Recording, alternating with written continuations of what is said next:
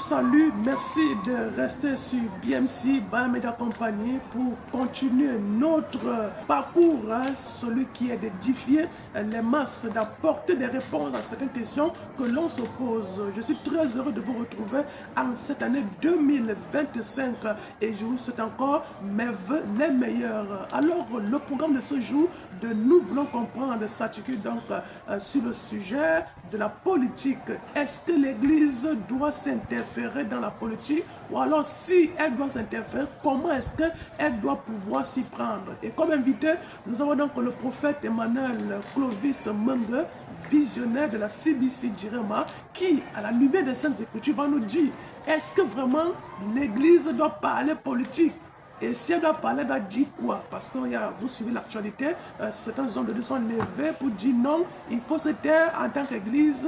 Mais que dit la Bible? Alors on va donc scruter avec notre invité dans cette émission. Prophète Emmanuel Clovis Mengue, merci déjà d'avoir accepté notre invitation.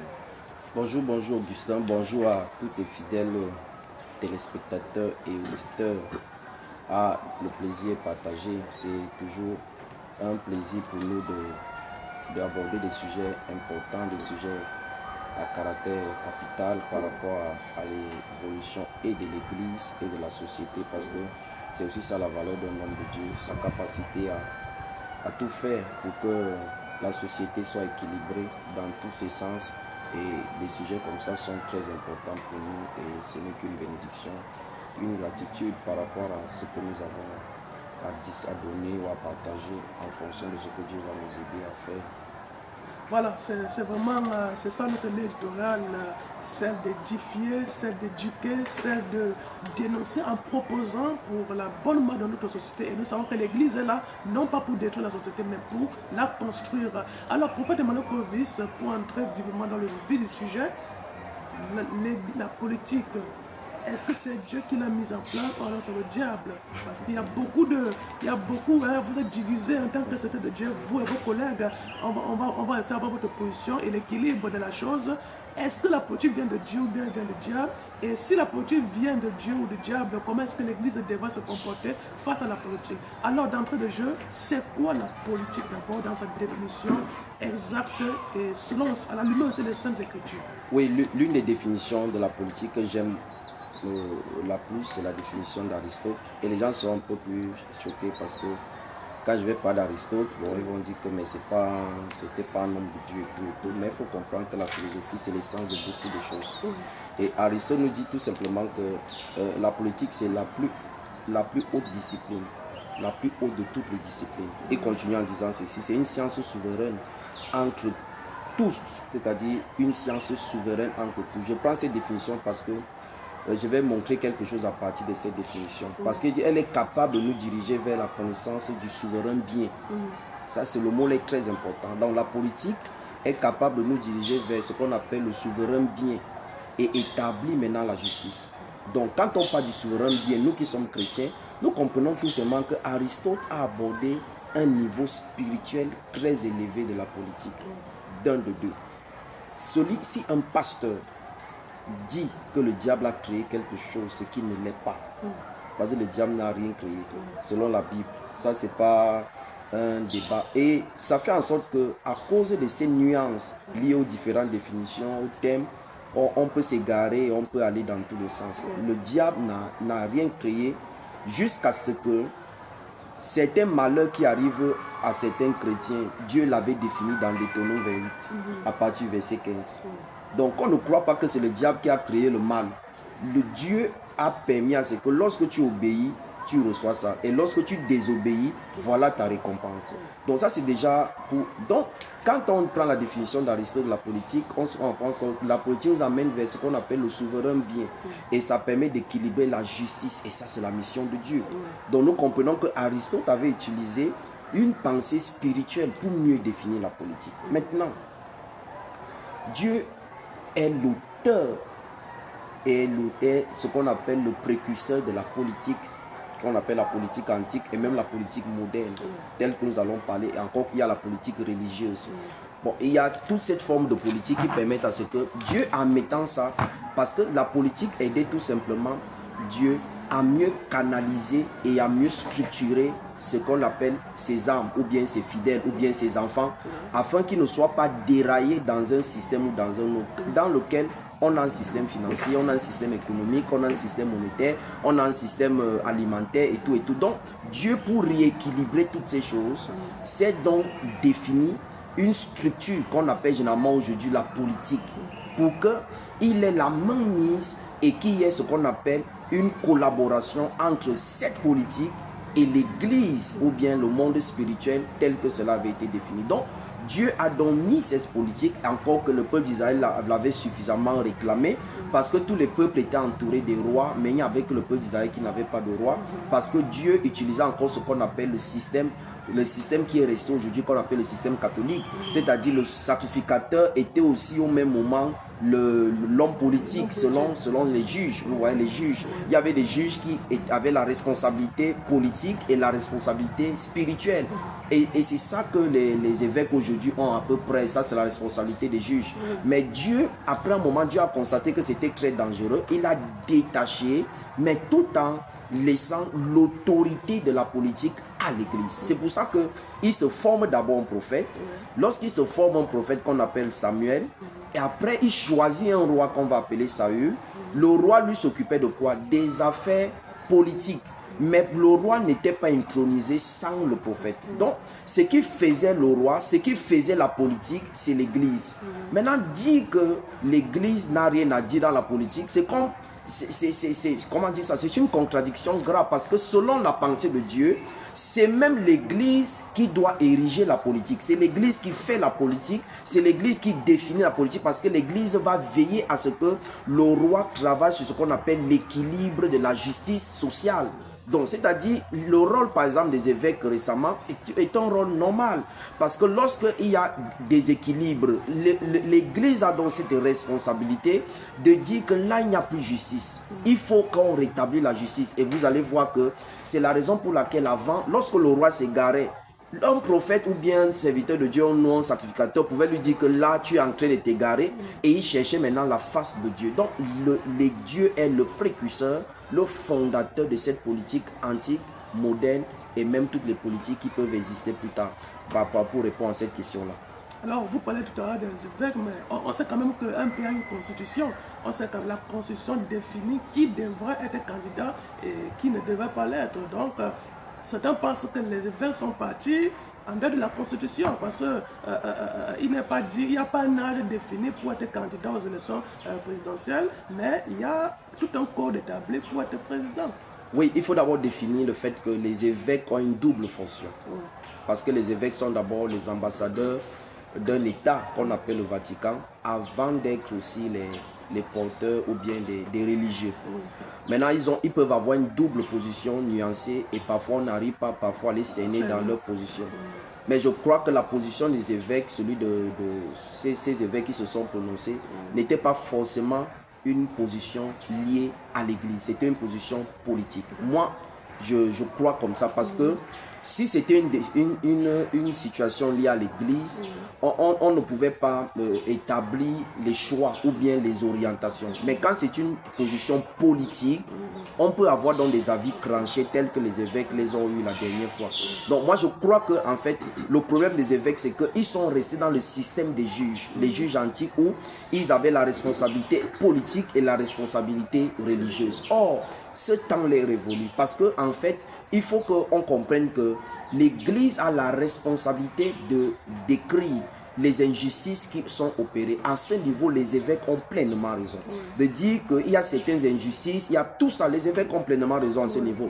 Mais lorsqu'ils s'érigent maintenant dans le choix des hommes, dans le choix des hommes, ça ne devient plus la responsabilité de l'Église, ça devient plutôt une responsabilité politique.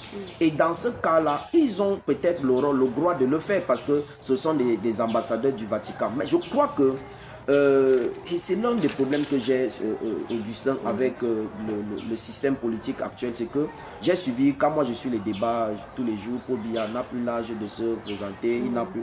Mais je ne crois pas que les gens vont voter à cause du fait que les gens utilisent l'âge de X ou de Y. Moi, je me dis que les gens vont voter parce qu'il y a un programme qui leur a été présenté. Et c'est ça qui dérange le système actuel parce que, et c'est aussi à ce niveau que l'Église doit prendre position. Et la constitution naît de la Bible. Quand on regarde toutes les constitutions dans le monde, ça vient de la parole de Dieu, ça vient de la Bible avec un mélange de certains surahs du Coran. Et ça fait en sorte que, donc même la constitution naît de quelque chose de spirituel. Donc les évêques, en prenant leur position, on n'a pas peut-être bien compris cerner la position et quelle était leur responsabilité lorsqu'ils ont déclaré cela. Ils ont les responsabilités religieuses, mais ils ont aussi une responsabilité politique. Maintenant, est-ce que l'Église a la responsabilité de dire qui doit être quoi, qui doit être président, qui ne doit pas l'être? Je ne crois pas. Ce n'est pas notre rôle en tant qu'Église, mais à moins que le Seigneur le demande. À moins que le Seigneur le demande. Que ce ne soit pas une réflexion, une volonté humaine. Mais si c'est la volonté de Dieu, telle que Dieu l'a fait par exemple avec Saül, ceux qui lisent la Bible, Dieu va envoyer Samuel dire à Saül que en fait, je t'ai rejeté, je ne suis plus avec toi. Mais en ce moment-là, Dieu va créer ou bien oindre David afin que David prenne la succession de Saül. Si c'est Dieu qui le veut, tant mieux. Mais même quand Dieu le veut, il y a des mécanismes, il y a des éléments, il y a des approches, il y a des caractéristiques. Moi, je n'ai aucun problème à ce qu'un président de 82 ans se représente, de 92 ans se représente. Je n'ai aucun problème à ça. Tant que Dieu est d'accord avec et il y a l'équilibre social et tout. C'est pour ça qu'il y a un verset que les gens ont interprété pendant beaucoup d'années. C'est quoi? C'est dans Romains où on dit honorer, respecter les autorités car toute autorité vient de Dieu. Mais ce verset a été écrit dans un contexte particulier parce qu'il faut qu'on le comprenne. C'était dans le contexte où l'Église avait la main mise sur la politique. C'est-à-dire, c'est à partir de l'Église qu'il y avait les rois. C'est à partir de l'Église qu'on avait les gens qui avaient les hautes responsabilités de la société. Et là, Dieu dit donc à ce moment-là que à vous devez donc honorer ces autorités parce que c'est moi, l'Éternel, qui les a établis là où ils sont. Mais ce n'est pas forcément le cas aujourd'hui. Pourquoi? Parce que l'Église a carrément abandonné la politique. Et quand l'Église a abandonné la politique, l'Église a abandonné sa responsabilité ou bien sa légalité de prise de parole face aux situations les plus critiques qui peuvent mener la société. Et vous voyez, c'est plutôt l'inverse aujourd'hui. C'est pour ça que l'Église est menacée. Vous voyez, c'est la politique qui menace l'Église maintenant. C'est la politique qui dicte comment est-ce que l'Église doit se faire maintenant. Est-ce que l'Église n'a pas souvent été menacée? Bon, l'Église avait été menacée avant, mais l'Église prenait toujours le dessus. Rappelez-vous, par exemple, j'ai souvent l'habitude, je le dis, quand les gens disent que l'Église n'a pas parlé à la politique, quel était le poste de l'Église de Joseph? Joseph occupe quel poste à l'Église quand il est en Égypte? Le poste de Joseph, c'est un poste politique. Bon, c'est un prophète. Vos collègues vous suivent.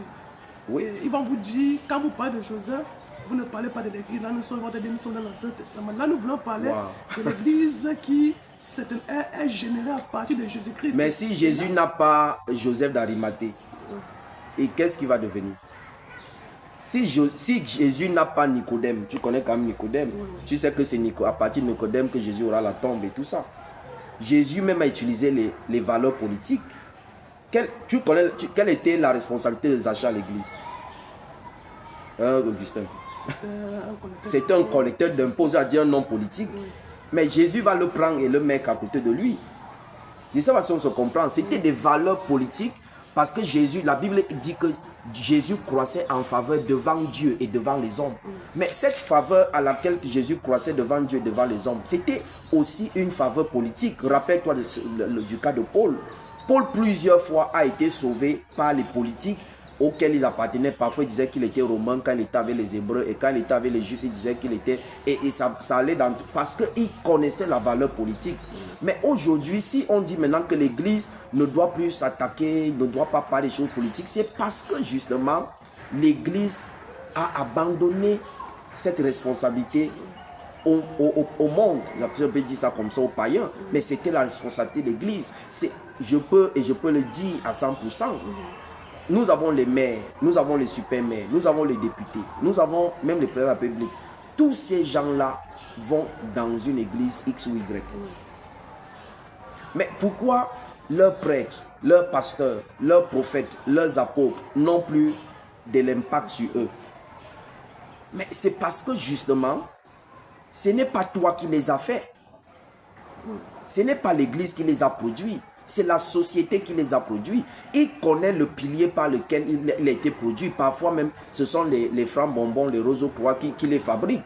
Donc tu ne peux pas donc lui dire quoi que ce soit. Il est seulement là pour faire figuration. Il y a certaines politiques qui sont dans les églises pour faire figuration. Parce que pour que les gens ne disent pas que lui ici ne part jamais à l'église et qu'on le taxe de quelque chose. Mais si l'église avait pris sa responsabilité dès la base, on devait être dans le système où ce sont seulement les évêques, ce sont seulement les prêtres, ce sont seulement les pasteurs, ce sont seulement les apôtres, ce sont seulement les prophètes qui positionnent ces gens-là dans la spiritualité. Et ça permet à ce que l'église devait donc avoir ce qu'on appelle un niveau de contrôle lié à la justice. Un niveau de contrôle lié à la justice. Et l'équité sociale. C'est pour ça que dans le cas par exemple d'Ézéchiel, ceux qui lisent la Bible Ézéchiel, lorsque le prophète Isaïe va dire à Ézéchiel que tu vas mourir, Ézéchiel avait une responsabilité politique. Et le prophète Isaïe avait une responsabilité spirituelle. Lorsqu'il parle, lui dit que tu vas mourir parce que vraiment, tu t'es éloigné de la voie de Dieu. Ézéchiel va prier, va dire à Dieu que mais tu ne peux pas me faire ça. Parce que voilà quand même comment est-ce que j'ai quand même essayé de travailler. Et voilà comment est-ce que j'ai marché pendant toutes les années où tu m'as choisi. Et Dieu va envoyer le même prophète Isaïe pour aller lui dire que je viens de t'ajouter 15 ans. C'était le lien entre l'église et la politique. Mais aujourd'hui, s'il n'y a plus ce lien, parce que ce lien a été brisé, on a donc comme l'impression qu'un homme de Dieu qui prend position face aux situations politiques ne fait pas son travail. Non, il est dans son plein droit. Parce que quel est le rôle d'un homme de Dieu? Le rôle d'un homme de Dieu, le rôle de l'Église, c'est d'établir le royaume de Dieu dans la vie du peuple de Dieu. Et quel est le royaume de Dieu? On ne va pas aller vivre au paradis en souffrant déjà sur terre. On a besoin de ce qu'on appelle un minimum qui permet à ce que nous puissions vivre et glorifier notre Dieu sans chercher les excès tels que Salomon l'a dit. Moi, je veux que le peu qui me permet de vivre. Donc, on a des gens dans nos églises qui n'arrivent pas à vivre, qui n'arrivent pas à manger, qui n'arrivent pas à se vêtir. Mais nous sommes en train de prier Dieu pour que Dieu leur fasse une grâce. C'est ça, non? Mais cette grâce n'est faisable que si l'Église s'intègre davantage dans les politiques. Il y a une politique alimentaire dont l'Église doit avoir. Il y a une politique sanitaire.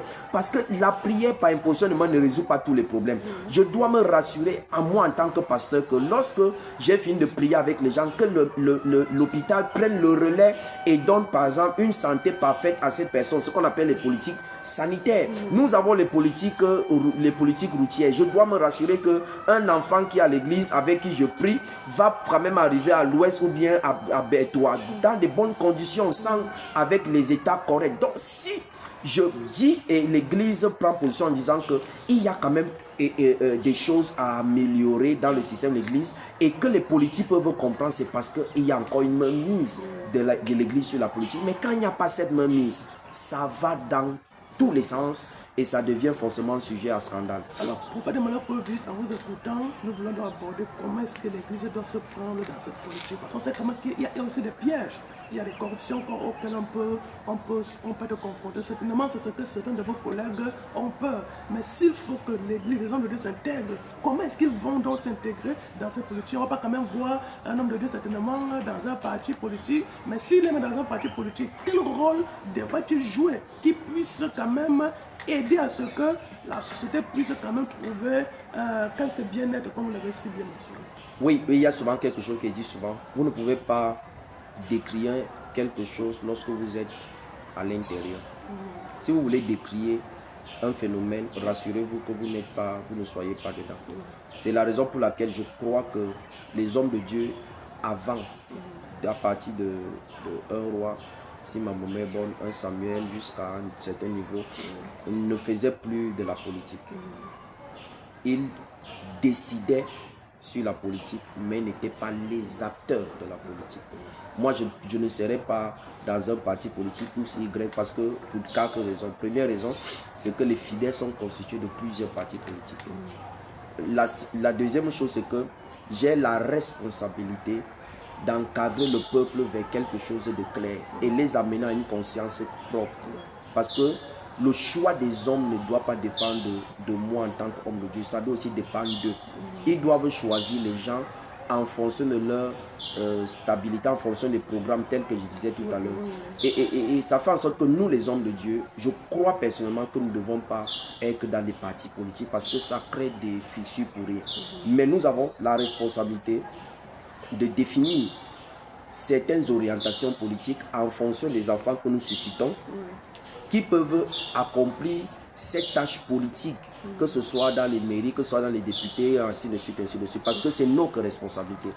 Et c'est pour ça que c'est très important d'enseigner davantage la justice, parce que la justice et l'équité permettent à ce que ceux qui vont prendre ces responsabilités et qui viennent de nos communautés auront la crainte de Dieu en eux, et c'est par cette crainte de Dieu que nous allons forcément établir certaines choses. Il y a un homme politique que je célèbre beaucoup, en fait que j'admire beaucoup, malgré la manière que je ne suis pas d'accord avec ses prises de pouvoir, c'est Olenguini du Gabon. J'ai essayé un peu de suivre ce qu'il fait et je suis bluffé par ce qu'il fait, parce que je vois en ça une crainte de Dieu poussée. Je vois ça une crainte de Dieu manifeste. Mais c'est ça en fait. C'est-à-dire, c'est pour ça que dans tous les systèmes qui fonctionnent, il y a ce qu'on appelle des conseillers médicaux, il y a des conseillers spirituels. Aucun homme politique ne peut aller loin s'il n'a pas de soutien spirituel par derrière. Parce qu'on a besoin d'avoir l'orientation de Dieu. On a besoin d'avoir l'éclaircissement de Dieu. Et c'est là où les hommes de Dieu interviennent. Parce que je ne suis pas pour le fait que l'homme de Dieu se retrouve au comité central de je ne sais pas trop de quel parti X ou de quel parti Y. Non. Il est en train de te donner une orientation politique et qui peut déranger l'organisation spirituelle de Dieu dans sa communauté. Et ça fait en sorte qu'il peut avoir des prédications visées. Il peut avoir des prédications mal orientées. Parce qu'il a une partie pris par rapport. Un homme de Dieu ne doit pas avoir un parti pris. Il doit être un communicant de Dieu. C'est-à-dire, qu'est-ce que Dieu dit et je le dis comme ça. Ce n'est pas parce que je suis dans le parti X. Parce que si je suis dans le parti X, je vais forcément soutenir les idées du parti X et automatiquement je vais fusiller les idées du parti Y. Et ce n'est pas ça la position d'un homme de Dieu. Donc, comment est-ce que les hommes de Dieu doivent se faire? Nous devons revenir d'abord. L'Église doit revenir d'abord à la politique. Il faut que l'Église revienne à la politique. Et maintenant, fabriquer, encourager les jeunes qui veulent faire dans la politique, qui ont les capacités de faire la politique, à le faire. Alors, vous faites un peu de certainement sans vous couper. Là, vous voulez donc faire comprendre, parce qu'il faut qu'on soit plus clair. Alors, vous, en tant que leader dans les assemblées, vous ne pouvez pas vous ingérer dans la politique, mais vous allez former vos fidèles qui sont là, vous allez donc les donner des connaissances de Dieu, les former selon Dieu, pour qu'ils aillent. Je vais toujours m'ingérer dans la politique, mais je ne serai pas un acteur de la politique. C'est ingérer à distance. Je donnerai toujours le point de vue de Dieu vis-à-vis à la situation et aux situations qui peuvent se développer. Mais je ne serai jamais soit candidat de quoi que ce soit membre d'un parti politique. C'est pour ça que je parle d'un acteur majeur. Pourquoi? Parce que si je deviens un acteur d'un parti politique Y, je n'aurai plus les capacités de dire certaines vérités à cette partie à cause de mon appartenance politique. Mais là, quand même, vous étant là et vous êtes serviteur de la justice, n'allez pas permettre que l'injustice s'imprègne. Là, vous êtes. Vous pouvez quand même aider à ce que l'injustice ne puisse pas s'insérer. Et c'est ça qui va. Voilà, vous n'aurez pas la force de tenir. Vous ne pouvez pas détruire un système établi pendant beaucoup de temps par des individualités. Vous avez plusieurs cas, vous êtes journaliste, vous connaissez tous ces cas des gens qui sont partis, en fait, qu'on a envoyé par devant à cause de leur prise de position interne.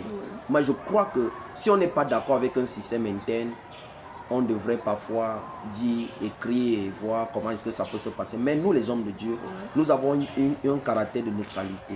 Ce caractère de neutralité nous oblige à ce que nous soyons des gens qui prennent position vis-à-vis de la situation globale et non des situations particulières. Ça permet à ce que maintenant, je peux avoir dans ma communauté des enfants qui sont du parti X, des enfants qui sont du parti Y et des enfants qui sont du parti Z.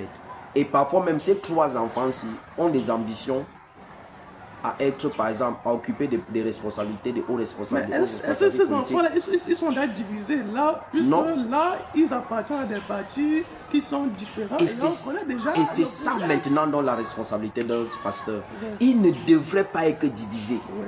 ils devraient avoir des points de vue peut-être différents, mais j'inculque en eux ce qu'on appelle la crainte de Dieu globale.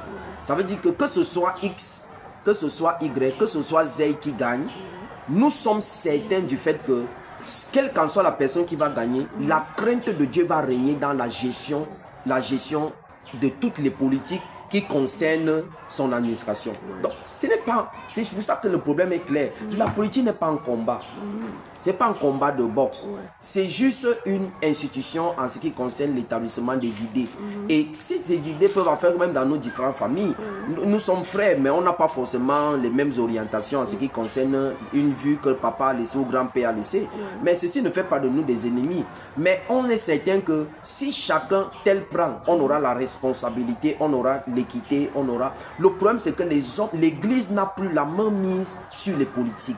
Et comme l'Église n'a plus la main mise sur les politiques, le jour donc que l'Église veut prendre position sur cette affaire, on dit que l'Église n'est plus dans son rôle. Parce que l'Église a carrément abandonné. Donc, il faut que l'Église pousse, donc motive les jeunes. C'est encore possible aujourd'hui, vu qu'on a catégorisé l'Église. On s'est dit que bon, vous allez seulement prier, jeûner, et puis laissez-nous gérer nos affaires. Bon, on va prier, on va jeûner, on mange quoi? On boit quoi? On paie le loyer avec quoi? Hein? Dieu va pouvoir. Comment? Dieu l'a pouvoir comment? Dieu a toujours pourvu par les politiques. Même l'Église a été forte à cause des politiques. C'est même les politiques qui ont réconforté l'Église, ceux qui lisent la Bible. Hein? Tu vois, quand Jésus était confronté à un système politique qu'on appelle Hérode, parce qu'Hérode est un système politique. Quand Jésus était confronté à ce système politique qu'on appelle Hérode, alors qu'il était tout petit, mais Dieu pouvait détruire ce système politique Hérode. Mais Dieu ne va pas le faire. Dieu va dire à Marie, fuis avant l'enfant, va en Égypte. Parce qu'on ne peut pas faire sans les systèmes politiques. S'il n'y avait pas les systèmes politiques, la parole de Dieu ne s'accomplirait jamais. Parce que c'est le système politique qui va condamner Jésus jusqu'à l'amener à la croix. Donc il faut comprendre que la politique a une responsabilité très importante. Mais au fur et à mesure que le temps passe, l'Église avait abandonné carrément la politique. Alors, l'Église, nous prions. Nous jeûnons, comme on nous a dit, prier, jeûner et tout ça, nous on va s'occuper du reste. Alors le peuple meurt. Le peuple n'arrive pas à se nourrir. Le peuple n'arrive pas à payer le loyer. Quelle est ma responsabilité en tant que pasteur en ce moment-là? Mais certains pensent que vous pouvez prier et puis Dieu change le cœur du dirigeant. Non. Nous n'avons que les dirigeants en fonction du cœur que nous avons. Oui, c'est tout. C'est-à-dire, je crois fermement que si vous regardez un peu le système, même le système de la chefferie, alors commençons même par le système de la chefferie. Vous savez que pour avoir un terrain maintenant par le chef, malgré que la loi les a interdit de donner ce qu'on appelle, là on appelle ça quoi, le droit coutumier, quelque chose comme ça. Mais tout commence par là. Même le système chefferie, là, il y a autant de corruption à l'intérieur. Mais nous n'avons même pas les gens de l'église à l'intérieur. Dans les chefferies, nous n'avons pas les gens de l'église à l'intérieur. Si on décide de détruire... vous voulez dire que le chef ne part pas à l'église? Il y a combien de chefs qui partent à l'église? Bon, si je rends quand même grâce à Dieu parce qu'il y en a d'autres qui viennent quand même, qui partent à l'église. Mais ceux qui viennent à l'église sont assujettis à la loi de l'église. Ils dirigent leur chefferie d'une manière saine, si on peut dire ça comme ça, avec la crainte de Dieu. Et ceux qui ne partent pas à l'église, ce sont les tout-puissants. Vous savez, et quand vous êtes tout puissant, vous savez comment les gens s'agressent aux pasteurs, vous savez comment les gens s'agressent aux prêtres, vous savez comment les gens s'agressent même aux imams. Parce que les gens n'ont plus une considération authentique de l'église. Vous voyez un peu, non? Parce que l'église n'a plus de main mise sur leurs responsabilités. Mais je crois que l'église, il y a encore des choses à faire. Et je le dis et je le crois tel que le Seigneur nous l'a dit. Nous allons basculer encore davantage sur la responsabilité de l'Église vis-à-vis de la politique. Et Dieu est en train de former cette nouvelle génération qui va prendre position claire sur l'aspect politique. Moi, je n'ai aucun mal et je n'aurai aucun mal d'envoyer mes enfants apprendre la décentralisation, les sciences politiques et tout. Même s'ils doivent financer pour qu'ils partent apprendre, ça serait très important. Nous avons besoin de l'équité spirituelle, nous avons besoin de la justice sociale, parce que c'est ça aussi la responsabilité de l'Église. Quand on dit que l'Église a été un vecteur de paix, c'est aussi parce que l'Église a utilisé les moyens spirituels pour renforcer la politique. Parce que lorsque l'Église utilise les moyens spirituels pour renforcer la politique, les politiques se sont rassurés. se sont rassurés. Vous savez ce qui se passe dans un pays que je ne veux pas forcément citer avec un président. À cause du fait qu'il s'est attaqué violemment à l'église, le pays il a vomi. Le pays il a vomi. Tout simplement parce que l'église est une responsabilité très énorme. Et nous les hommes de Dieu, on ne doit plus rester dans nos petites cachettes. Ce n'est pas une affaire de cachette. Nous prions, mais nos peuples ont besoin, les peuples de Dieu ont besoin de ce qu'on appelle une sécurité sociale. Et cette sécurité sociale ne sera pas donnée par nous. Cette sécurité sociale est donnée par les politiques. Alors nous avons donc cette responsabilité d'aller voir les politiques, de soutenir et de considérer la voix de l'église. Et vous voyez, et c'est peut-être ça le paradoxe, vous savez combien d'argent l'État verse à l'église catholique comme subvention. Et là, elle ne peut pas parler fort. Donc, et c'est justement pour ça que ces prises de position sont parfois difficiles et ça va dans tous les sens parce qu'on suppose que comment quelqu'un peut te nourrir et tu te mets aussi à parler fort comme ça. Vous savez, mais nous les évangéliques par exemple, voici une communauté comme la nôtre. Une communauté comme la nôtre qui regroupe plus de 2000 personnes. Mais même la communauté, la mairie, ne peut pas nous donner un bloc de toilette. Vous voyez. Mais il y a ces responsabilités qui sont parfois totales parce que et ça crée des frictions, il faut que nous les pasteurs nous revenons à l'authenticité de la spiritualité. Et quand on parle d'authenticité de la spiritualité, il y a la politique à l'intérieur. Donc nous allons prier, oui c'est bon, mais nous devons aller dans les marchés. Nos enfants doivent vendre, ils doivent être dans une sécurité, avoir quand même une chambre à louer, avoir quand même un peu de moyens à faire. Et je crois que c'est la responsabilité de l'Église. Nous avons cette responsabilité de revenir et de réintégrer la politique. Moi, je prends sûrement le cas que il m'est arrivé plusieurs fois de recevoir les messages des autorités politiques que j'ai donnés. Et la suite, on connaît toujours. D'accord.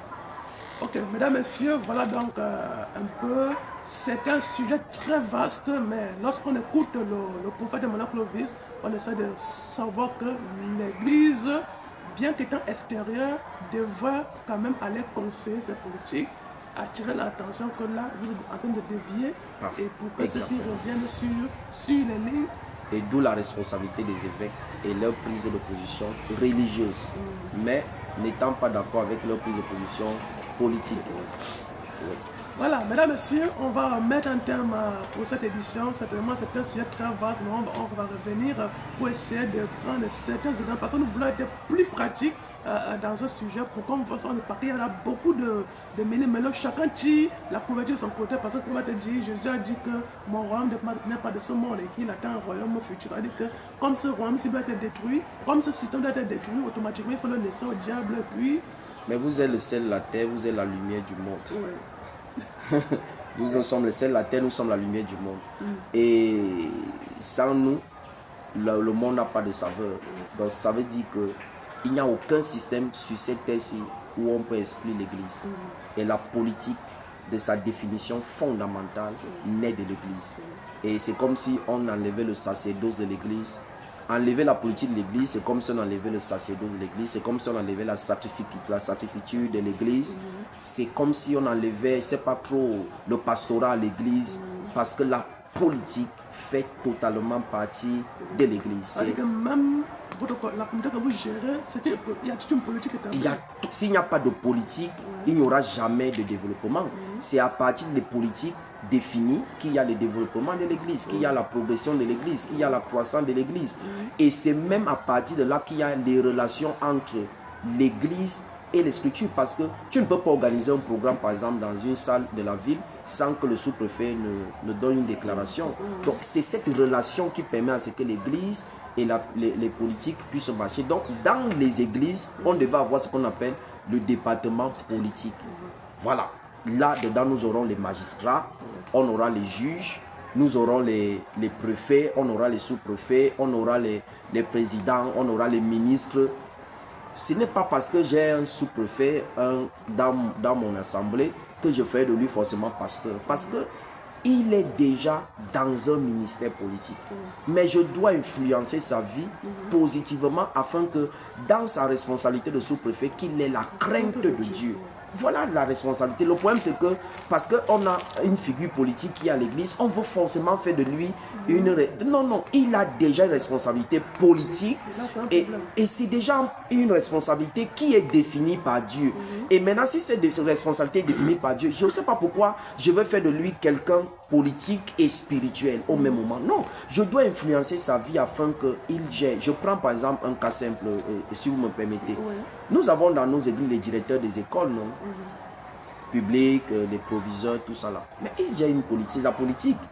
Mais qu'est-ce que je dis, qu'est-ce que je fais par rapport à ces directeurs de l'école publique? C'est qu'ils ne vendent pas les places, parce que c'est pas Dieu là-bas, qui n'en a pas les parents, parce que ça, c'est pas la volonté de Dieu. Ça, c'est ma responsabilité. Mais je ne vais pas forcément faire de lui pasteur. Il a déjà sa responsabilité politique, qui est d'aider la société là où il se trouve et de valoriser le nom de Dieu là où il se trouve. Si nous avons donc l'église qui influence sur les totalités des politiques comme ça, nous aurons donc ce qu'on appelle la variation des prix dans le marché. Les gens ne vont plus augmenter les prix à tort et à travers. Nous aurons, les gens ne vont plus détourner les fonds publics.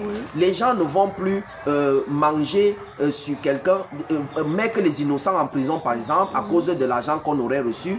Les gens vont rester dans l'équité spirituelle et la justice sociale va même aider même les politiques à s'équilibrer. On n'aura plus les dépenses surélevées, on n'aura plus les routes qu'on a dépensé énormément d'argent alors qu'on ne voit rien, parce que les gens n'ont pas suffisamment la crainte de Dieu. Mais si la crainte de Dieu est inculquée dans tous les compartiments politiques, parce que la politique est à l'église, mais je vous assure qu'Augustin, nous aurons une société équilibrée, les gens ne seront plus dans le désordre, on n'aura plus la prolifération des prostituées et tout ça, et ça sera plus comme ça parce qu'on aura une société équilibrée. Mais tant que l'église et mes confrères ou bien mes frères continuent à prendre des positions qui sont des positions pour moi, des positions radicales et mal averties ou bien mal intégrées, on aura toujours ces problèmes parce que il faut qu'on contrôle, il faut que l'église ait la main mise sur les commerçants, il faut que l'église ait la main mise sur les policiers,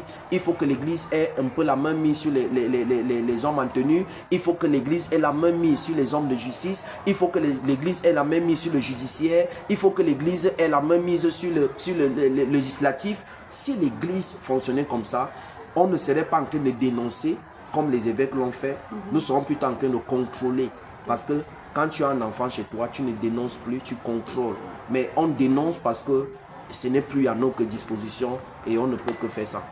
Ok, prophète Emmanuel Clovis, merci déjà. Merci beaucoup. Je crois qu'on pourra revenir sur ce sujet par rapport à cette thématique qui pourra aider notre société parce que nous voulons une société bien en santé qui peut se réveiller et faire la volonté de Dieu.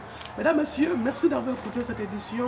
Merci de rester toujours scotché sur notre plateforme BMC Bahamedia Compagnie et nous voulons comprendre. Rendez-vous pour un prochain numéro. Et vous savez aussi que, ce que le prophète Emmanuel Clovis le disait, il y a l'un des dons, le prophète Emmanuel Clovis, peut me tromper dans 1 Corinthiens chapitre 12, le don de gouvernance. Bien sûr. Et s'il y a le don de gouvernance, ça veut dire que c'est dans des hommes, dans des êtres humains. Et je crois que ça peut aider aussi. Je crois que la prochaine fois, on va aborder ce sens-là. Voilà.